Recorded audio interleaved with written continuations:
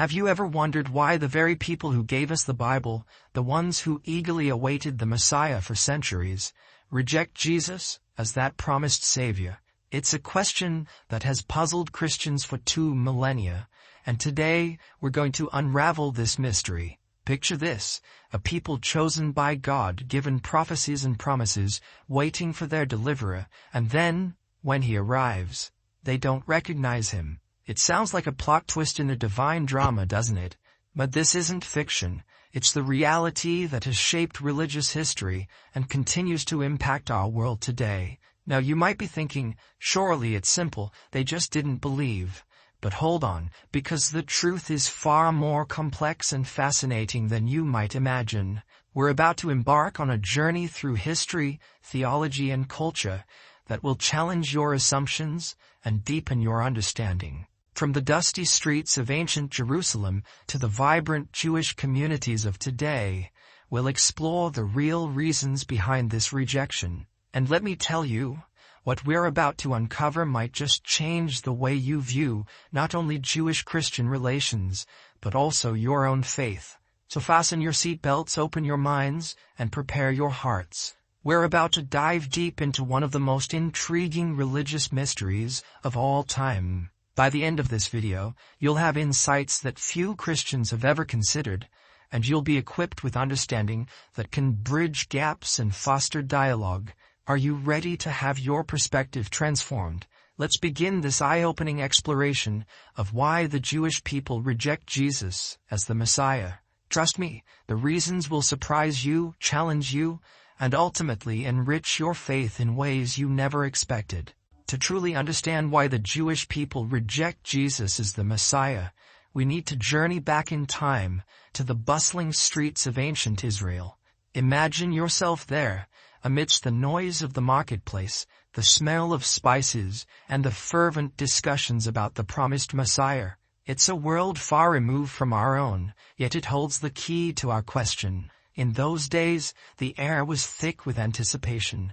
The Jewish people had endured centuries of oppression, from the Babylonians, the Persians, the Greeks, and now the iron fist of Rome. They clung to the promises found in their sacred scriptures, promises of a deliverer who would restore their nation to its former glory. But what exactly were they expecting? This is where things get interesting.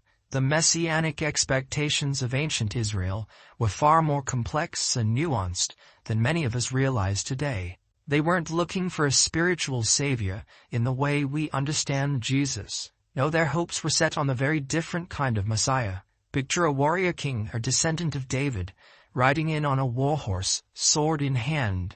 This Messiah was expected to overthrow the oppressors, re-establish the Davidic dynasty, and usher in an era of peace and prosperity for Israel. As the prophet Isaiah declared, "For to us a child is born, to us a son is given, and the government will be on his shoulders." Isaiah 9:6. But it wasn't just about political liberation. The Messianic age was also supposed to bring about a spiritual revival. The prophet Jeremiah spoke of a time when God would make a new covenant with his people, writing his law on their hearts. Jeremiah 31:31-33. The people expected a restoration of temple worship and a return of the exiles from all corners of the earth. Now here's where it gets really fascinating. These expectations weren't just wishful thinking. They were deeply rooted in centuries of prophecy and tradition. The Jewish people had carefully studied and interpreted their scriptures, developing a rich tapestry of messianic thought.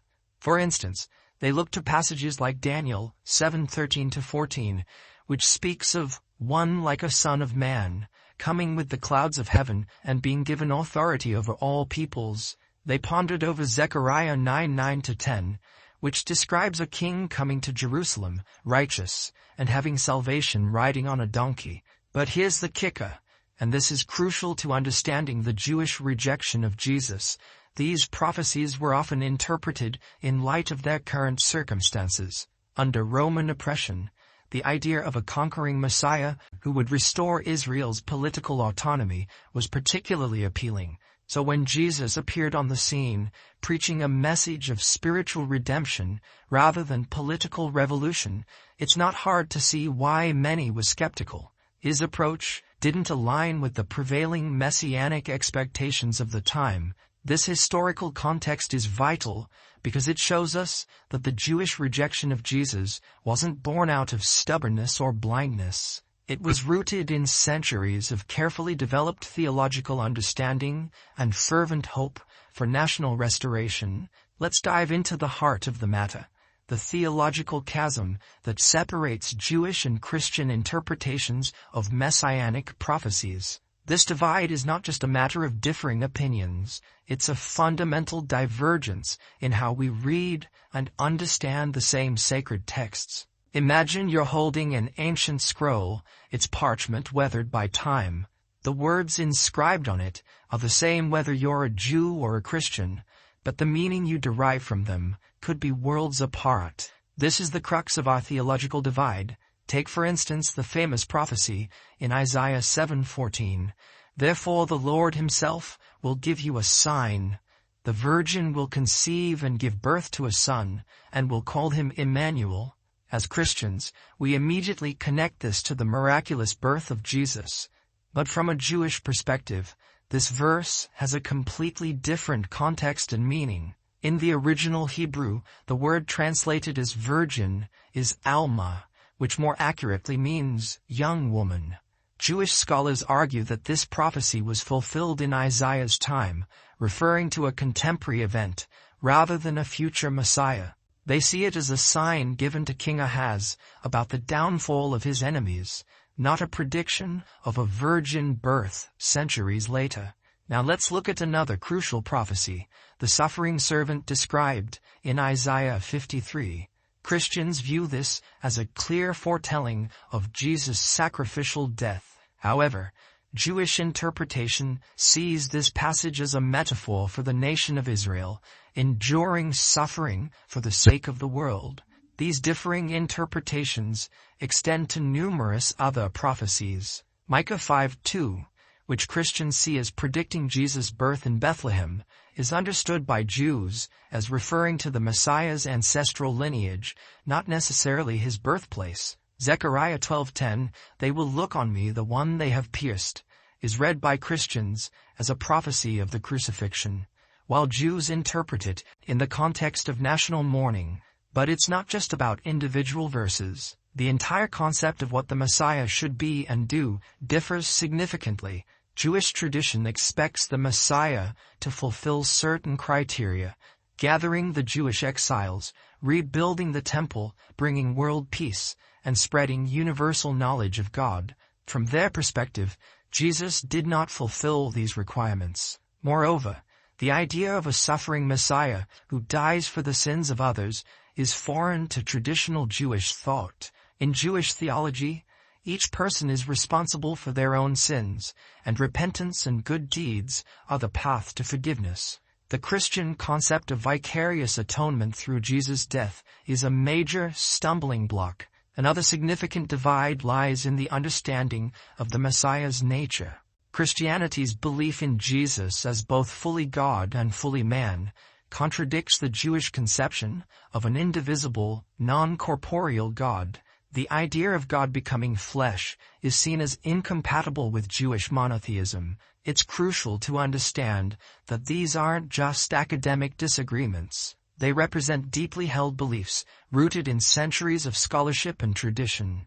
For many Jews, accepting Jesus as the Messiah would mean reinterpreting their entire scriptural and cultural heritage. This theological divide reminds us of the complexity of faith and interpretation. It challenges us to approach our own beliefs with humility, recognizing that the same words can be understood in profoundly different ways depending on one's background and tradition. When we talk about why Jewish people reject Jesus as the Messiah, we're not just dealing with ancient texts and theological debates. We're stepping into the realm of identity, a powerful force that shapes beliefs, behaviors, and entire cultures. To truly understand this rejection, we need to appreciate the deep-rooted Jewish identity that has been forged through millennia of history, tradition, and often adversity. Imagine for a moment that you're part of a people who have maintained their distinct identity for over 4,000 years. Despite being scattered across the globe, despite facing persecution and attempts at forced conversion, you've held on to your beliefs, your customs, your very essence. This is the reality for the Jewish people. Their identity isn't just a label, it's a living, breathing part of who they are. At the core of this identity is the concept of being God's chosen people, as we read in Deuteronomy 7:6, "For you are a people holy to the Lord your God. The Lord your God has chosen you out of all the peoples on the face of the earth to be his people, his treasured possession." This chosenness comes with a sense of responsibility, to be a light unto the nations, and to uphold God's laws. Now consider how accepting Jesus as the Messiah might impact this identity. For many Jews, embracing Jesus isn't just about changing religious beliefs. It's perceived as a fundamental shift in who they are. It's seen as stepping away from the very community and heritage that has defined them for generations. Moreover, Jewish identity is deeply intertwined with practice and observance. The Torah commands 613 mitzvot or commandments, covering everything from dietary laws to Sabbath observance. These practices aren't just religious rituals, they're the fabric of daily life, family traditions, and community bonds. Christianity, with its focus on faith rather than law, represents a significant departure from this way of life. There's also the historical context to consider. For centuries, Jews faced pressure to convert to Christianity, often under threat of persecution or death. This has left deep scars on the collective Jewish psyche. Accepting Jesus can be seen as a betrayal of ancestors who sacrificed everything to maintain their faith and identity. Furthermore, the Holocaust, a tragedy still within living memory for many, has intensified the need to preserve Jewish identity. In the face of near annihilation, many Jews feel a profound responsibility to ensure the continuation of their people and traditions. Embracing a faith that has historically been associated with their persecutors can feel like a betrayal of this responsibility. It's also worth noting that Jewish identity isn't solely religious. For many, being Jewish is as much about culture, ethnicity, and shared history as it is about belief. Even secular Jews, who may not practice religion, often feel a strong connection to their Jewish heritage. Accepting Jesus can be seen as severing these cultural and familial ties. In Jewish communities, there's often a saying, "To be a Jew means to say we and not I." This collective identity is powerful. It provides a sense of belonging, a framework for understanding the world, and a connection to something greater than oneself. The idea of stepping away from this collective identity to embrace a faith that emphasizes personal salvation can be deeply challenging. Additionally, the concept of Messianic redemption in Jewish thought is tied to national restoration and universal peace. The personal salvation offered by Christianity can seem at odds with this communal vision of redemption. Understanding these cultural and social factors helps us see that the Jewish rejection of Jesus isn't just about theological disagreements. It's about preserving an identity that has survived against incredible odds. An identity that provides meaning, community, and a sense of purpose. To truly understand why many Jewish people reject Jesus as the Messiah, we must confront a dark and painful chapter in history, the long legacy of persecution that the Jewish people have endured, often at the hands of those who claimed to follow Christ. This history isn't just a series of isolated incidents. It's a trauma that has been woven into the very fabric of Jewish identity and collective memory. Let's take a journey through time, starting in the early days of Christianity. Initially, the followers of Jesus were seen as a Jewish sect, but as Christianity spread and became the dominant religion in the Roman Empire, tensions began to rise. By the 4th century, with Christianity as the official religion of Rome, Jews found themselves increasingly marginalized and persecuted. Picture yourself in medieval Europe. The Crusades, launched to reclaim the Holy Land, resulted in massacres of Jewish communities. The First Crusade in 1096 saw the destruction of Jewish communities in the Rhineland.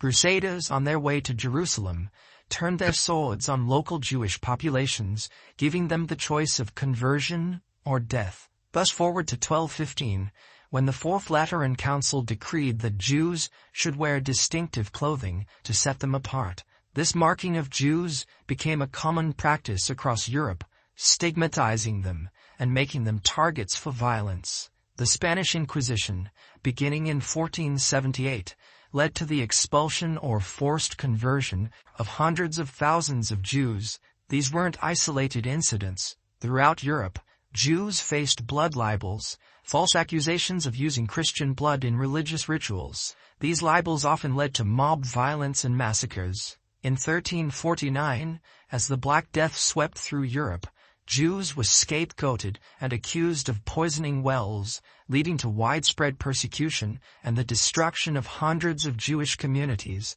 The Reformation, while challenging many aspects of the Catholic Church, didn't end anti-Semitism. Martin Luther, initially hoping to convert Jews, later wrote virulently anti-Semitic tracts when they refused to accept his teachings. His words were later used to justify persecution in Protestant lands. This pattern of persecution continued into the modern era.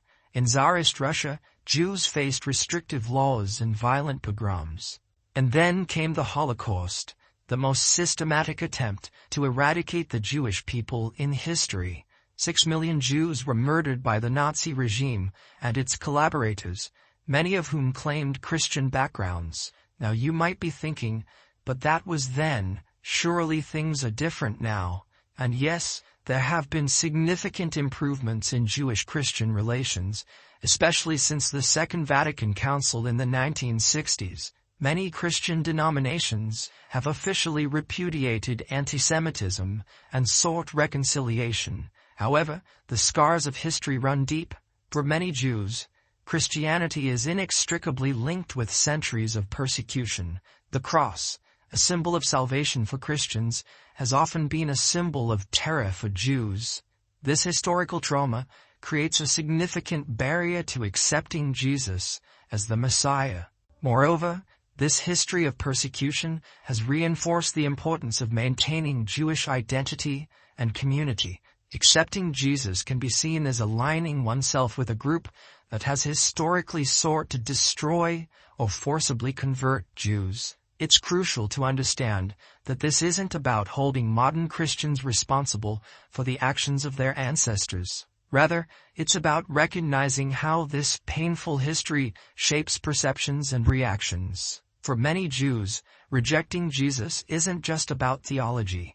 It's about honoring the memory of ancestors who suffered for their faith and preserving an identity that has survived against incredible odds. This historical perspective challenges us to approach Jewish-Christian dialogue with sensitivity and humility. It reminds us of the power of actions to shape beliefs and the long-lasting impact of historical trauma. As we step into the present day, it's important to recognize that Jewish perspectives on Jesus have evolved. While the traditional rejection remains predominant, there's a spectrum of views that reflect the diversity of modern Jewish thought and the changing dynamics of interfaith relations. Let's start with the mainstream view.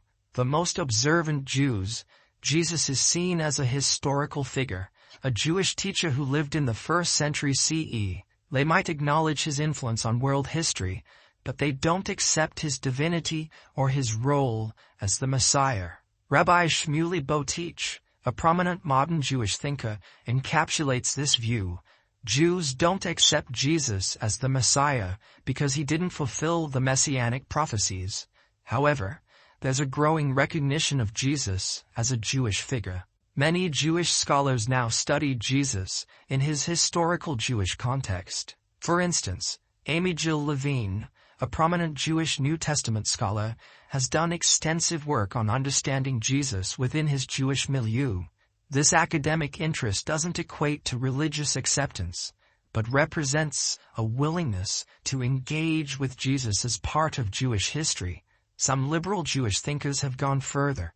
Rabbi Michael Lerner, editor of Tikkun magazine, has suggested that while Jews shouldn't accept Jesus as God or Messiah, they can appreciate him as a Jewish teacher who spread ethical monotheism. He argues that Jesus' teachings on social justice align with Jewish values. Then there's the perspective of secular Jews, who might view Jesus purely through a cultural or historical lens, without religious implications. For them, Jesus might be seen as an influential historical figure, much like other important personalities in world history. It's also worth noting the existence of Messianic Judaism, a movement that combines Jewish identity with belief in Jesus as the Messiah. However, it's important to understand that mainstream Judaism does not recognize this as a form of Judaism, viewing it instead as a form of Christianity. In recent years, there's been increased interfaith dialogue between Jews and Christians. This has led to greater mutual understanding, with some Christians gaining a deeper appreciation of Jesus' Jewish roots, and some Jews reconsidering long-held assumptions about Christianity. However, it's crucial to understand that these evolving perspectives don't negate the fundamental theological differences. The vast majority of Jews, regardless of their level of observance, do not accept Jesus as the Messiah or as a divine figure. The reasons we've discussed in previous sections, theological interpretations, cultural identity, and historical experiences, continue to shape this stance. Moreover, many Jews express concern about Christian missionary efforts directed at Jews, seeing them as disrespectful of Jewish identity and beliefs.